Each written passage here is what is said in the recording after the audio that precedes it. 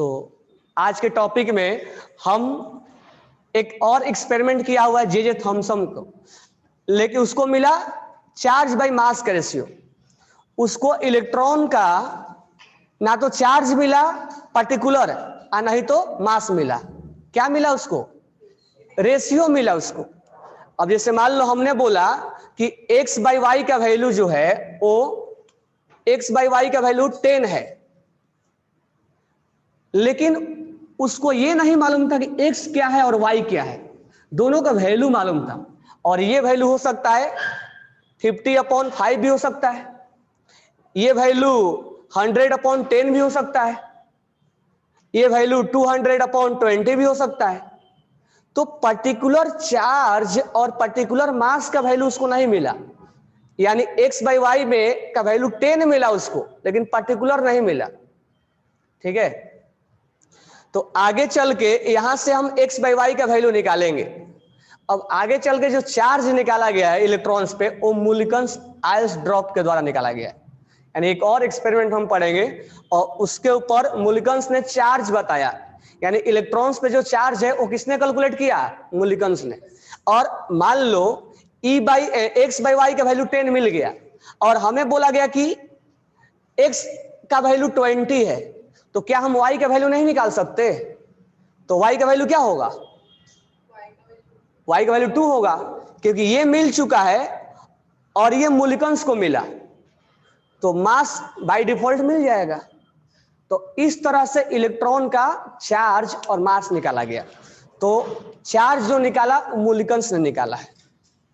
तो यहां पर जो हम पढ़ रहे हैं वो ये नहीं पढ़ेंगे चार्ज क्या होगा, हम रेशियो निकालेंगे। समझ में आया क्या? यानी x बाई वाई का वैल्यू निकालेंगे। जे थॉमसन को पर्टिकुलर x का और पर्टिकुलर y का वैल्यू नहीं मिला था, उसको एक रेशियो मिला था। आगे चल के एक और एक्सपेरिमेंट पढ़ेंगे जिसमें चार्ज का वैल्यू मिला मुलिकन्स को। तो जब चार्ज का वैल्यू मिल गया और ये वैल्यू मिल गया, तो ये अननोन था, तो हम मैथ की तरह निकाल देंगे। समझ में आया क्या? ये चीजें हम पढ़ने वाले हैं। तो आज हम पढ़ेंगे, वही हमारा हेडिंग है, चार्ज टू मास रेशियो। यानी ना तो हम इलेक्ट्रॉन्स का चार्ज निकाल रहे हैं ना तो मास निकाल रहे हैं। पर्टिकुलर हमें कुछ भी नहीं मालूम है। ये नहीं कि सर पर्टिकुलर दोनों का निकाल के तब रेशियो निकाला गया है क्या? नहीं, वो एक एक्सपेरिमेंट सेटअप किया जे थॉमसन ने, उसको वैल्यू रेशियो मिला है, नहीं कि पर्टिकुलर वैल्यू मिला है। और वो वैल्यू एग्जैक्ट क्या होगा वो हम अपने से आइडिया लगा के नहीं रख सकते हैं ना, क्योंकि वो वैल्यू अभी भी बताया x बाई वाई कुछ भी हो सकता है, 50/5 भी हो सकता है, 100/10 भी हो सकता है। तो पर्टिकुलर नहीं मालूम चल रहा था उसको, तो आगे एक्सपेरिमेंट किया जाएगा। ठीक है, तो मैं तुम लोग को समझा रहा हूं कि यहाँ पर जे थॉमसन ने क्या एक्सपेरिमेंट किया। तो इस एक्सपेरिमेंट के बारे में देखो, यहाँ पर डायग्राम बनाया हुआ है अपने वॉल्यूम 2 में ये डायग्राम निकाला हुआ है। ठीक है, ये कलर है वो ब्लैक एंड व्हाइट है, तो ये ध्यान देना है। अब इस एक्सपेरिमेंट में क्या किया उसने, मैं लाइन पढ़ रहा हूं तुम्हें। जे थॉमसन, ये भी जे थॉमसन का एक्सपेरिमेंट है। J Thomson measure the ratio of, write down करो 1 बाय 1, समझाते भी जाएंगे, राइट डाउन कर लो। ये नहीं लिखे हो ना तुम लोग, ये वाला एक्सपेरिमेंट नहीं लिखे हो, राइट डाउन नहीं किया हो ना, लिखो इसको। J Thomson measured, J Thomson measured the ratio of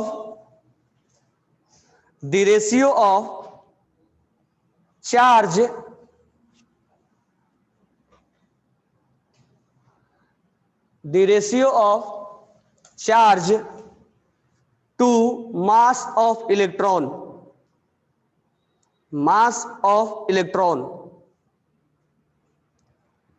by using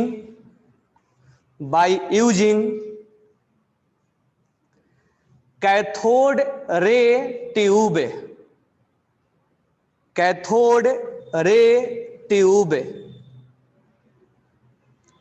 by applying electric field and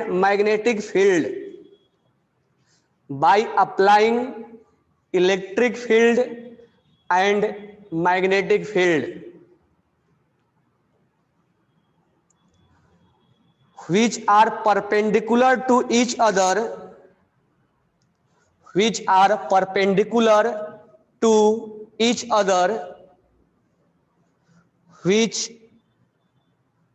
are perpendicular to each other as well as path of electron, path of electron। तो इसका पहले meaning समझ लेते हैं। J Thomson ने वही experiment setup लगाया हुआ है, उसमें कैथोड रे एक ट्यूब बनाया जिसमें कैथोड रे निकलेगा। तो उसमें देखोगे एक एनोड लिखा हुआ है, एक कैथोड लिखा हुआ है। तो वहां से कैथोड रे का जनरेशन करवाया, जैसे कैथोड रे अभी डिस्चार्ज ट्यूब में निकल रहा था। अब उसने क्या किया, अब ऐसे ही मान लो कि कैथोड रे यहां से डिस्चार्ज ट्यूब से निकला और डिस्चार्ज ट्यूब में क्या हुआ, डिस्चार्ज ट्यूब में कैथोड रे निकला, यहां इलेक्ट्रिक फील्ड और मैग्नेटिक फील्ड को लगाया उसने इलेक्ट्रिक फील्ड और मैग्नेटिक फील्ड को उसके अंदर सेटअप लगाया। अब एक चीज इसमें जानना है, हालांकि इसको आगे मैं पढ़ाऊंगा। मान लो अगर इलेक्ट्रॉन ऐसे प्रोपगेट कर रहा है, ऐसे चल रहा था इलेक्ट्रॉन, मान लो कैथोड रे ऐसे चल रहा था, ये कैथोड रे है, कैथोड रे के अंदर क्या है, इलेक्ट्रॉन है, कैथोड रे के अंदर इलेक्ट्रॉन है, हर रे के अंदर एक पार्टिकल्स होता है, ये कैथोड रे है, मैं शॉर्ट में लिख दे रहा हूं कैथोड रे, इसके अंदर पार्टिकल है इलेक्ट्रॉन। अब उसने इसके ऊपर इलेक्ट्रिक फील्ड और मैग्नेटिक फील्ड लगाया। तो यहां पर जो इलेक्ट्रिक फील्ड होता है और मैग्नेटिक फील्ड होता है, वो इलेक्ट्रिक फील्ड और मैग्नेटिक फील्ड भी वेव की तरह चलता है। तो इस चीज को मैं आगे भी पढ़ाऊंगा, बस यहां के लिए इस लाइन के लिए बता रहा हूं। ये मान लो इलेक्ट्रिक फील्ड है, इलेक्ट्रिक फील्ड भी वेव की तरह चलता है, ठीक है। अब हमें इस पे एक मैग्नेटिक फील्ड बनाते हैं, और मैग्नेटिक फील्ड जो होगा, मैग्नेटिक फील्ड जो होगा वो इसके परपेंडिकुलर होगा। मतलब ऐसे होगा कि इलेक्ट्रॉन्स अगर ऐसे चल रहा होगा, तो इलेक्ट्रॉन्स ऐसे चल रहा होगा तो इलेक्ट्रिक फील्ड इसके परपेंडिकुलर होगा, ऐसे ऐसे। और एक कैसे होगा, ऐसे ऐसे। समझ में आएगा? जैसे मान लो ये ऐसे इलेक्ट्रॉन चल रहा है तो इलेक्ट्रिक फील्ड ऐसे चलेगा और मैग्नेटिक फील्ड ऐसे ऐसे चलेगा, परपेंडिकुलर हो गया। तो इस चीज को याद रखना है।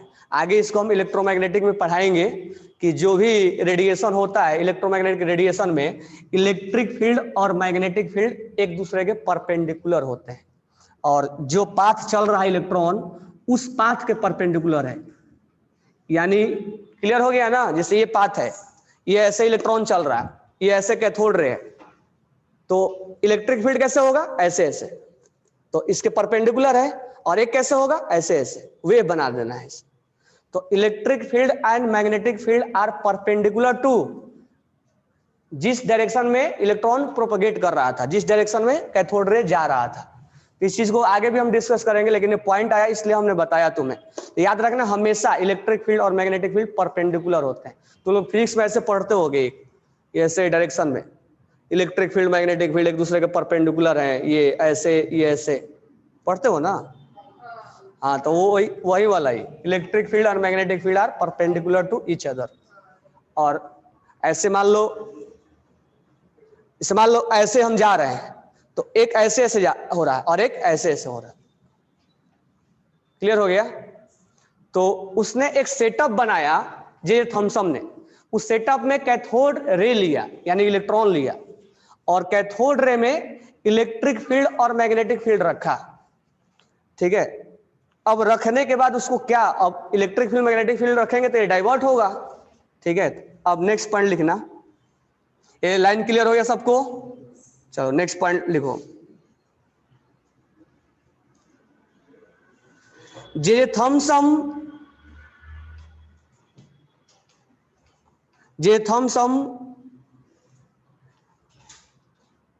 observed that J. Thomson observed that the amount of deviation J. Thomson observed that the amount of deviation of the particles कौन है? Electron. J. Thomson observed that amount of deviation of the particles from their path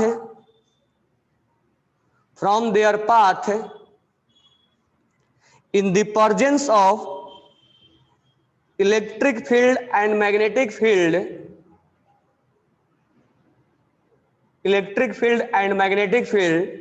depend upon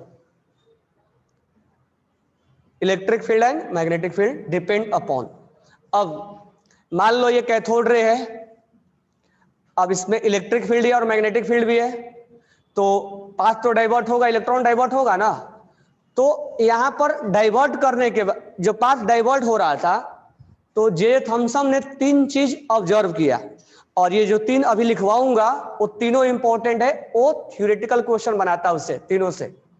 तो ये तो हम जानते हैं कि जब इलेक्ट्रॉन यहां से चला है तो इलेक्ट्रिक फील्ड और मैग्नेटिक फील्ड में क्या होगा, डाइवर्ट होगा। तो डाइवर्ट जो हो रहा था वो 3 फैक्टर थे, 3 फैक्टर से वो डाइवर्ट हो रहा था। मतलब ऑब्जर्वेशन में 3 फैक्टर बताया कि किस तरह से वो डाइवर्ट हो रहा है। तो डाइवर्ट पहला कैसे होगा वो लिखना, फर्स्ट पॉइंट डालना, और ये तीनों क्वेश्चन पूछा जाता है। द मैग्नीट्यूड ऑफ, पहला लिखना डिपेंड अपॉन के बाद पहला, the magnitude of negative charge, the magnitude of negative charge on the particle, the magnitude of negative charge on the particle, comma डाल के लिखना, greater the magnitude of charge, greater the magnitude of charge, greater the magnitude of charge on particle, greater the magnitude of charge on the particle, greater will be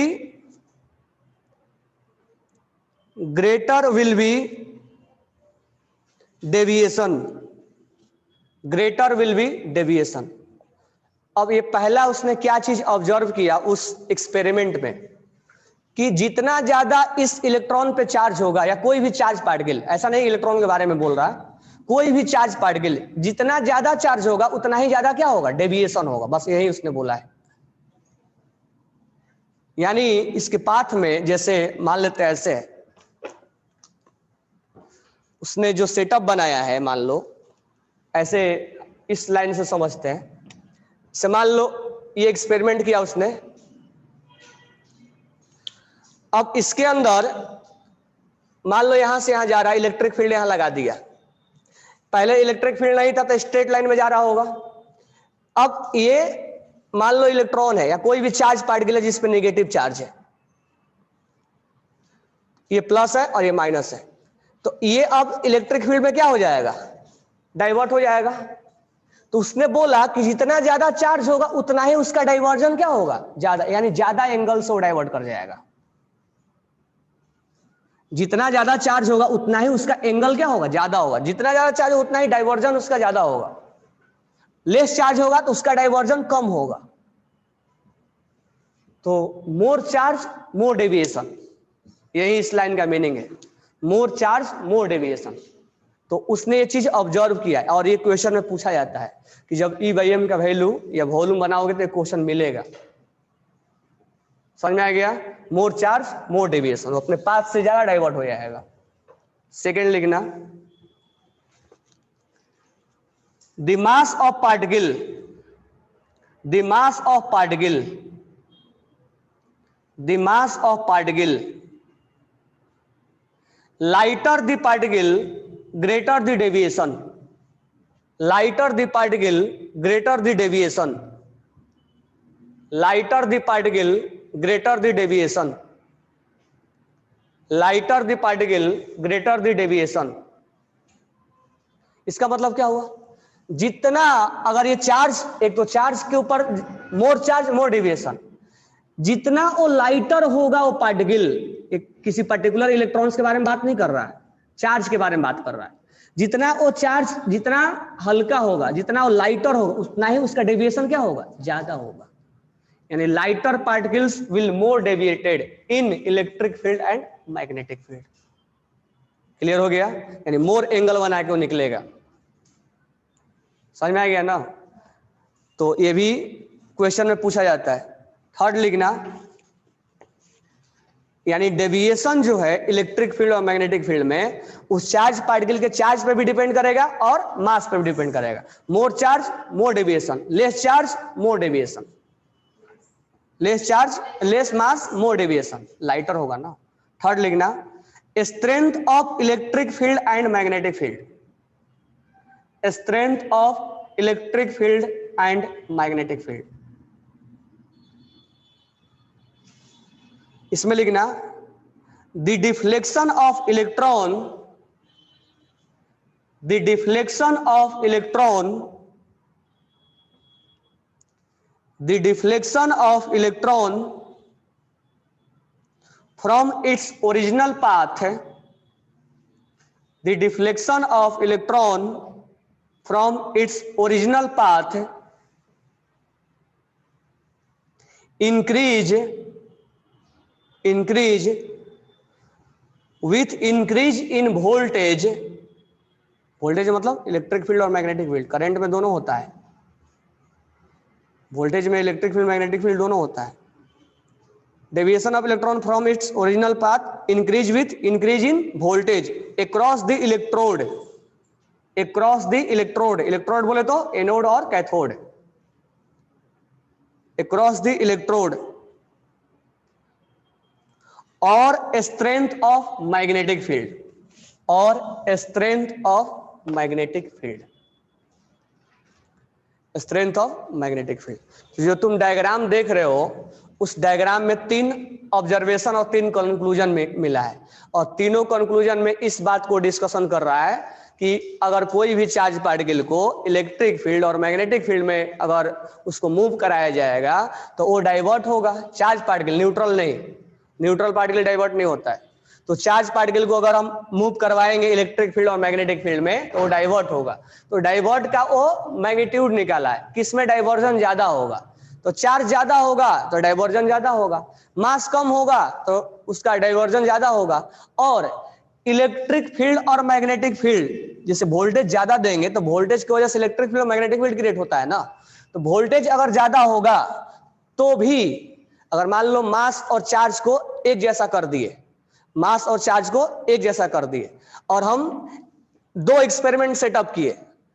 एक experiment में हमने दोनों में हमने electrons पास करवाया, दोनों में हमने इलेक्ट्रॉन पास करवाया, इसमें भी इलेक्ट्रॉन पास करवाया, इसमें भी इलेक्ट्रॉन पास करवाया, लेकिन इसमें 10,000 वोल्ट है और इसमें 20,000 वोल्ट है। तो किसमें डाइवर्जन ज्यादा होगा?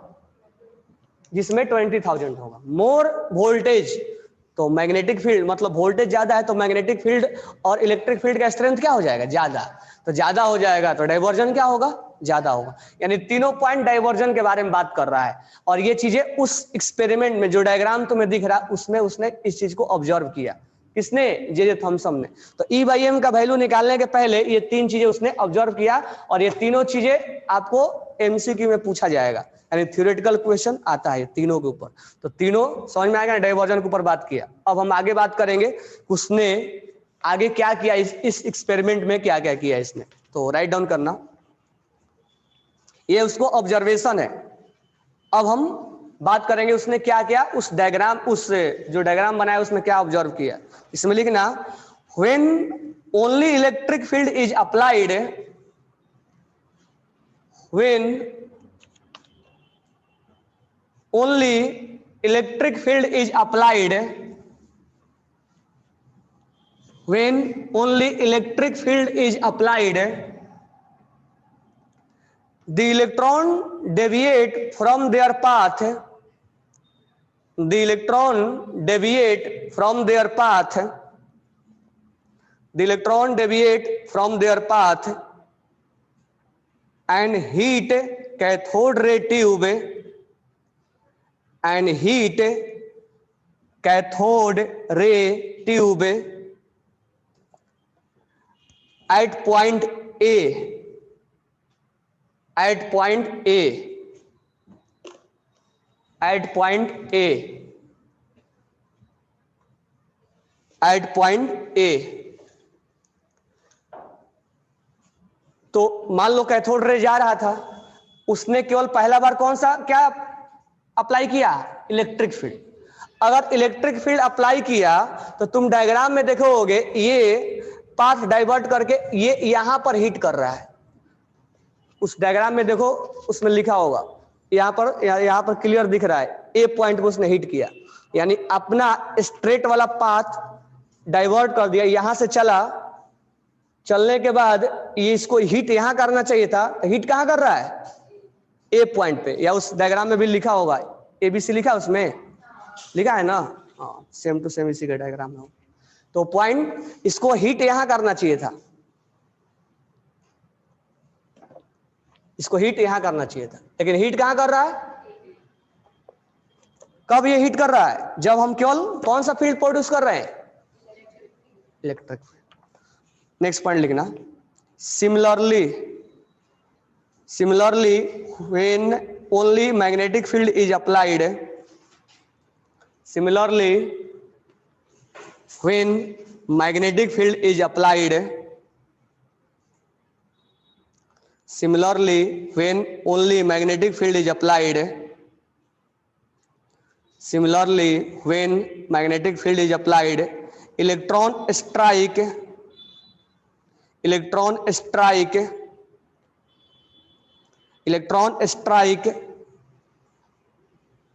the cathode ray tube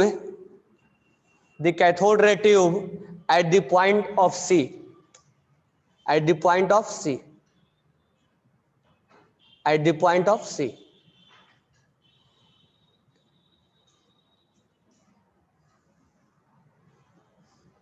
अच्छा, उसको कैसे समझ में आ रहा होगा? पॉइंट ए और सी पे यहां पर जेडएनएस लगाया उसने, जिंक सल्फाइड, जब हिट कर रहा होगा तो वहां ग्लो हो रहा होगा, यहाँ जेडएनएस लगा हुआ है, जिंक सल्फाइड, यहाँ पर हिट कर रहा होगा तो यहाँ ग्लो हो रहा होगा, यहाँ पॉइंट आउट दिख रहा होगा। और जब इलेक्ट्रिक फील्ड मैग्नेटिक फील्ड नहीं है तो यहाँ पर वो हिट कर रहा होगा। तो ये कब हिट करेगा? जब मैग्नेटिक फील्ड लगा हुआ है। ये कब हिट करेगा? जब इलेक्ट्रिक फील्ड लगा हुआ, जब ये मैग्नेटिक फील्ड लगा हुआ तब हिट करेगा। ये कब हिट करेगा? जब जो नहीं है, कुछ भी नहीं है, तभी वो अपना पाथ डाइवर्ट नहीं कर रहा है। दोनों है तो भी डाइवर्ट होगा, कहीं और हिट कर रहा होगा। ठीक है, आगे लिखना, यहां तक कोई डाउट नहीं है ना? By carefully, write down next point, by carefully balancing the electric field and magnetic field, by carefully balancing the electric field and magnetic field, यानी अब बैलेंस कर रहा है, उस इलेक्ट्रिक फील्ड और मैग्नेटिक फील्ड को बैलेंस किया जा रहा है। By carefully balancing the electric field and magnetic field strength, electric field और मैग्नेटिक फील्ड के स्ट्रेंथ को बैलेंस किया जा रहा है। It is possible to bring back, it is possible to bring back, it is possible to bring back the electron to the path followed, FOLLOWED, followed as in the absence of electric field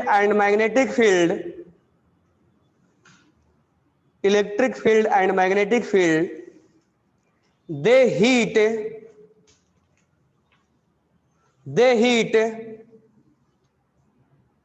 the screen at point B, they heat at screen point B। इसका कहने का मतलब क्या हुआ?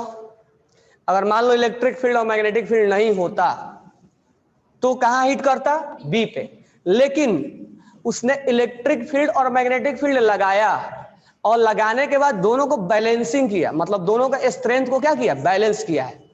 और balance करने के बाद उसने ये कोशिश करवाया कि हिट कहां हो? सेम टू सेम वैसा ही हो जब इलेक्ट्रिक फील्ड मैग्नेटिक फील्ड जहां नहीं लगाने के बाद हीट कर रहा था, तो उसको ऐसे बैलेंस किया इलेक्ट्रिक फील्ड और मैग्नेटिक फील्ड को कि ये रहते हुए भी हीट कहां करे, बी पे, तो इसके स्ट्रेंथ को बैलेंस किया उसने। यानी अगर इलेक्ट्रिक फील्ड मैग्नेटिक फील्ड नहीं रहेगा तो हीट बी पे करेगा, इलेक्ट्रिक फील्ड और मैग्नेटिक फील्ड रहेगा तो हीट कहीं और करेगा। लेकिन अगर स्ट्रेंथ बराबर कर दिया जाए तो हीट वही करेगा जब ये अब्सेंस में जहां हीट कर रहा था। क्लियर हो गया सबको पॉइंट? यानी अगर तुम पूछोगे कि sir electric field magnetic field रहेगा तो कहां हीट करेगा, तो हम ये बोलेंगे कि जब उसका स्ट्रेंथ इक्वल होगा तो हीट उसी पॉइंट पे करेगा जहां पर इनके अब्सेंस में हीट करना चाहिए था। क्लियर हो गया पॉइंट? तो ये उसने एक्सपेरिमेंट में सेटअप लगाया है। तो अभी तक हम डेविएशन के बारे में 3 पॉइंट पढ़े, और 3 पॉइंट हमने ये पढ़ा कि इलेक्ट्रिक फील्ड में हीट कहां हो रहा है और मैग्नेटिक फील्ड में हीट कहां हो रहा है, और दोनों के जब स्ट्रेंथ को बैलेंस कर दिया गया तब हीट कहां हो रहा। आगे लिखना, by carrying out accurate measurement, by carrying out accurate measurement, by carrying out accurate measurement, by carrying out accurate measurement on the amount of deflection, on the amount of deflection, on the amount of deflection observed by electron, observed by electron, observed by electron on electric field strength, on electric field strength और magnetic field strength।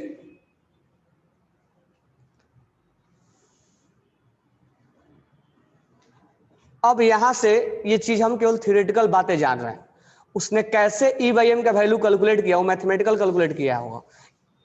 Electric field का value कितना होगा, magnetic field का value कितना होगा, कितना angle से deviate कर रहा होगा, थीटा क्या होगा, ये सब चीजें वो कैलकुलेट किया होगा। बट हमें वो सब चीजें पढ़ना नहीं है, हमें डायरेक्ट अब जानना है उसने ये सब एक्सपेरिमेंट सेटअप किया होगा, ये डेविएशन का थीटा वगैरह निकाला होगा, स्ट्रेंथ निकाला होगा, इसका मैग्नेटिक फील्ड इलेक्ट्रिक फील्ड का स्ट्रेंथ कितना है ये सब निकाला होगा, उसने सब कुछ कैलकुलेशन किया होगा, और उसके बाद उसको ई बाई एम का वैल्यू मिल गया होगा।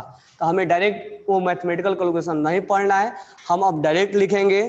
तो लिखना, J Thomson was able to determine, J Thomson was able to, J Thomson was able to determine the value of E by M, the value of E by M equal to 1.758820 into 10 to power 11, 1.758820 into 10 to power 11। अब unit लिखेंगे, तो charge का unit क्या होता है, coulomb, और मास का unit coulomb per KG में निकाला है, तो कूलम पर केजी, या इसको हम ऐसे भी लिख सकते हैं कूलम केजी इनवर्स। तो ये जो वैल्यू है वो केजी में लिखा हुआ है, तो इस वैल्यू को आपको याद रखना है क्योंकि क्वेश्चन में डायरेक्टली आपसे ये पूछा जाएगा, इस वैल्यू को आपको लर्न करके रखना। लेकिन ये वैल्यू पर्टिकुलर निकाला नहीं है, उसको रेशियो मिला है, ये नहीं कि चार्ज का वैल्यू रख दिया, मास का वैल्यू रख दिया और तब रेशियो निकाला, नहीं, उसको ऐसा ही कैलकुलेशन मिला, कोई पर्टिकुलर वैल्यू नहीं मिला, यानी इलेक्ट्रॉन्स पे कोई पर्टिकुलर चार्ज नहीं मिला, इलेक्ट्रॉन से कोई पर्टिकुलर मास नहीं मिला, कुछ भी नहीं मिला, केवल रेशियो मिला है, यानी चार्ज और मास का रेशियो मिला है। अभी तक एक्सपेरिमेंट में ये चीज हमें अभी तक नहीं मालूम चल पाया है कि इलेक्ट्रॉन का चार्ज क्या होगा और इलेक्ट्रॉन का मास क्या होगा, लेकिन दोनों का रेशियो मालूम चल गया है। वही मैं बोल रहा था कि एक्स बाई वाई में केवल वैल्यू मालूम हुआ, एक्स और वाई का पर्टिकुलर वैल्यू क्या है वो हमें नहीं मालूम है अभी, यानी इलेक्ट्रॉन का चार्ज क्या है और इलेक्ट्रॉन का मास क्या है, ये थॉमसन ने पर्टिकुलर नहीं निकाल पाया था। तो चार्ज जो निकालेगा आगे वो मूल्यांकन निकालेगा। समझ में आ गया इतना पॉइंट्स? कोई डाउट है?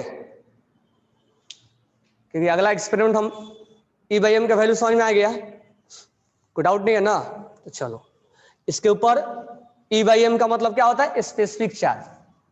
कोई डाउट नहीं इसमें? तो एक दो पॉइंट्स पहले हम क्वेश्चन के लिए करवाते हैं। एक्सपेरिमेंट समझ में आ गया कैसे हुआ होगा? मतलब पूरा हमें मैथमेटिकल नहीं पढ़ना, थ्योरेटिकल चीजें पढ़ना, लेकिन थ्योरेटिकल में पॉइंट्स पूछे जाएंगे। एक तो डेविएशन कहाँ ज्यादा होता है चार्ज पार्टिकल का, वो 3 पॉइंट्स याद रखना है, ठीक है? और उसने ये सब थीटा और कैलकुलेट करके चार्ज बाई मास का वैल्यू निकाला, जो हम समझे। चार्ज का वैल्यू किसने निकाला था? इलेक्ट्रॉन का चार्ज का वैल्यू किसने निकाला है? इलेक्ट्रॉन पे चार्ज कितना है वो वैल्यू किसने निकाला है? मुलिकन्स ने। वो आगे हम पढ़ेंगे, नेक्स्ट एक्सपेरिमेंट वही होगा। वो पढ़ने के पहले हम यहाँ पर, अब इसलिए कि तुम सबसे जानते हो, तो ये बताओ मेरे को, इलेक्ट्रॉन का मास, अभी मैं लिखवा दे रहा हूं, इलेक्ट्रॉन का मास जो है वो नेग्लिजिबल लेने का, ठीक है? चार्ज कितना लेने का? मास लगभग 0 लेने का। मैं इक्वेशन करवा रहा हूं तुम लोगों को। चार्ज कितना लेने का? चार्ज 1 यूनिट लेने का। क्योंकि अगर हम कूलम में बात करेंगे तो 1.6 इंटू 10⁻⁻19 कूलम। ये अभी एक्सपेरिमेंट हमने पढ़ा नहीं है, लेकिन हम तो जानते हैं ना कि इलेक्ट्रॉन पे चार्ज इतना होता है, तो कूलम में बोलेंगे तो इतना वैल्यू बोलेंगे। हालांकि अभी जे थॉमसन ने इस चीज को बताया नहीं है, E/m का वैल्यू बताया, तो मैं एक क्वेश्चन तुम लोग को बताने के लिए सब दे रहा हूं। तो हम इतना चार्ज को हम यूनिट में बोल सकते हैं, 1 यूनिट। मास में 0 यूनिट बोलेंगे, मास। ये मैं क्यों बता रहा हूं, ध्यान से सुनना। प्रोटॉन का मास तुम कैलकुलेट करते हो तो क्या लेते हो? 1 लेते हो ना, तो 1 यूनिट होता है वो। और प्रोटॉन का चार्ज कितना होता है? प्रोटॉन का मास जो है वो 1 यूनिट हम लेते हैं। कोई भी सोडियम वगैरह का मास जब निकालते हैं तो सोडियम का मास कैसे निकालते हैं? Proton plus neutron. तो जितना प्रोटॉन होता है उसको 1 मान लेते हैं, तो 1 यूनिट में होता है। तो हम आगे लिखवाएंगे, केजी में भी लिखवाएंगे। अब चार्ज जो है वो, अच्छा यहाँ निगेटिव होता है चार्ज, लेकिन हम निगेटिव चार्ज जो है यहाँ पर +1 यूनिट होता है। यानी इलेक्ट्रॉन पे चार्ज और प्रोटॉन पे चार्ज क्या होता है? इक्वल होता है। तो यूनिट में भी बात करेंगे और केजी में बात करेंगे। ये मैं क्यों बता रहा हूं, आगे बात कर रहा हूं। न्यूट्रॉन का मास कितना लेने का? तो न्यूट्रॉन का मास 1 यूनिट लिया जाता है। क्योंकि हम अगर सोडियम का मास निकालते हैं तो सोडियम में 11 प्रोटॉन होता है और 12 क्या होते हैं? न्यूट्रॉन होते हैं। तो 1 और 1 काउंट कर लेते हैं, 11 और 12 23 हो गया, तो 1 ही काउंट करते हो ना। चार्ज कितना हुआ? चार्ज कितना होता है? 0 होता है। विदाउट, तो electron proton neutron, alpha particle को फंडामेंटल में पढ़ाया था। अल्फा पार्टिकल को कैसे रिप्रेजेंट करते हैं? हीलियम 2 और 4। तो चार्ज कितना लेने का? हीलियम पे चार्ज कितना हो जाएगा? इसे +2 यूनिट चार्ज लिया जाता है, +2 यूनिट। और मास कितना लेने का? 4 यूनिट। कोई डाउट इसमें? अब ये 4 पॉइंट आपको लिखना होगा। ये लिखने का मतलब क्या हुआ? जब आपसे पूछेगा कि आप E/m का वैल्यू बताओ, यानी चार्ज अपॉन मास का वैल्यू बताओ, यानी स्पेसिफिक चार्ज का वैल्यू बताओ, और आपसे पूछेगा किसका वैल्यू ज्यादा है, तो इलेक्ट्रॉन के लिए हम ये वाला वैल्यू याद नहीं करेंगे। इलेक्ट्रॉन्स के लिए चार्ज बाय मास, चार्ज कितना है? 1 यूनिट है, और मास कितना है? तो इसका E/m वैल्यू कितना आ गया? इनफाइनाइट। हालांकि वो वैल्यू कैलकुलेट करके दिया हुआ है, लेकिन हम कैलकुलेशन के लिए बोल रहे हैं, न्यूमेरिकल्स बनाने के लिए बोल रहे हैं। प्रोटॉन के लिए चार्ज कितना होगा? अच्छा, यहां चार्ज माइनस नहीं पकड़ेंगे, यहां चार्ज हम मैग्नीट्यूड लेंगे। और मास कितना लेंगे प्रोटॉन का? तो कितना आ गया? न्यूट्रॉन का कितना होगा? चार्ज कितना है और मास कितना है? कितना हो गया? अल्फा पार्टिकल का कितना हो गया? चार्ज कितना है? और मास कितना है, कितना आ गया। तो आपसे पूछेगा कि सबसे ज्यादा वैल्यू किसका है, सबसे ज्यादा वैल्यू किसका है, E बाई एम का वैल्यू किसका ज्यादा है, उसके बाद किसका है, उसके बाद किसका है, सबसे कम किसका है। ये क्वेश्चन आपसे पूछा जाता है और ये बहुत ही इंपॉर्टेंट क्वेश्चन है, जहां पर E बाई एम रेशियो, क्योंकि अभी अभी हमने E बाई एम रेशियो पढ़ा है, इसलिए E बाई एम से रिलेटेड इक्वेशन आपको हर जगह मिलेगा। समझ में आया गया। तो ये नहीं कि हर चीज हम रट के बनाएंगे, रटना नहीं है। E बाई एम के लिए हमें चार्ज और मास यूनिट में लेके और कैलकुलेट कर देना है। तो E बाई एम का रेशियो पर्टिकुलर निकाल के और कंपेयर करने के लिए पूछेगा। तो उस समय ये नहीं कि मास कितना है, चार्ज कितना है, कैलकुलेशन करने बैठ गए, यूनिट में लेना है और कैलकुलेट कर देना है, और ये याद रखना है, electron, proton, then alpha, then neutron.